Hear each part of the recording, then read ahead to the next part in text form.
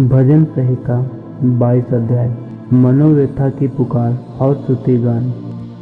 हे मेरे परमेश्वर, तूने मुझे क्यों छोड़ दिया?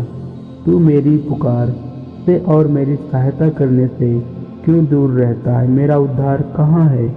हे मेरे परमेश्वर, मैं दिन को पुकारता हूँ, परंतु तू उत्तर नहीं देता, और रात को भी मैं चुप नहीं रहता।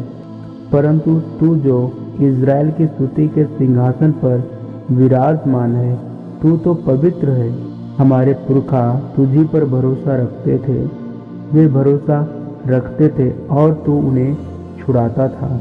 उन्होंने तेरी दुहाई दी और तूने उनको छुड़ाया। वे तुझी पर भरोसा रखते थे और कभी लज्जित ना हुए। परंतु मैं तो कीड़ा हूँ, मनुष्य नहीं।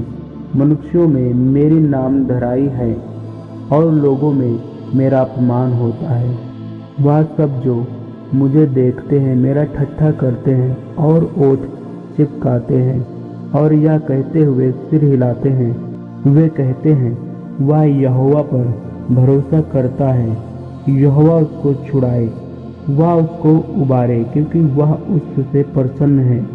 परंतु तू ही ने मुझे गर्भ से निकाला, जब मैं दूध पीता बच्चा था, तब ही से तूने मुझे भरोसा रखना सिखाया। मैं जन्मते ही तुझी पर छोड़ दिया गया, माता के गर्भ ही से तू मेरा परमेश्वर है। मुझसे दूर ना हो, क्योंकि संकट निकट है और कोई सहायक नहीं। बहुत से सांडों ने मुझे घेर लिया, बासान के बलवंत सांड मेरे चारों ओर मुझे घेरे हुए हैं।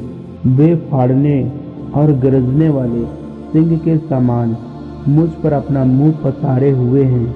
मैं जल के समान बह गया और मेरी सब हड्डियों के जोड़ उखड़ गए और मेरा हृदय मोम हो गया। वह मेरी देह के भीतर पिघल गया।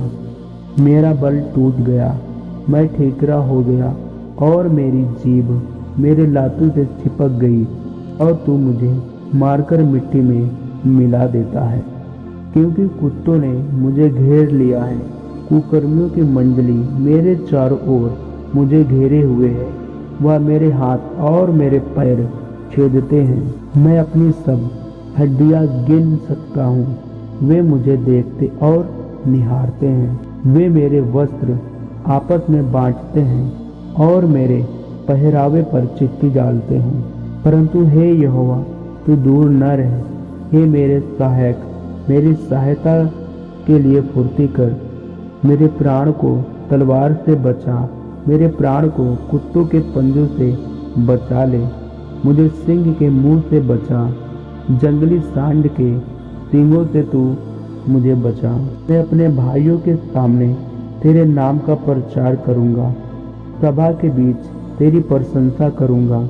हे यहोवा के डरवैयों, उसकी स्तुति करो। हे याकूब के वंश, तुम सब उसकी महिमा करो।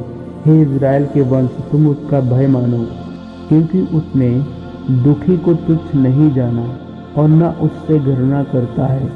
यहोवा ने उससे अपना मुख नहीं छिपाया, पर जब उसने उसकी दुहाई दी तब उसकी सुन ली। बड़ी सभा में मेरा स्तुति करना तेरी ही ओर से होता है। मैं अपनी मन्नतों को उसके भय रखने वाले के सामने पूरा करूंगा। नरम लोग भोजन करके तृप्त होंगे, जो यहोवा के खोजी हैं, वे उसकी स्तुति करेंगे। तुम्हारे प्राण सर्वदा जीवित रहें।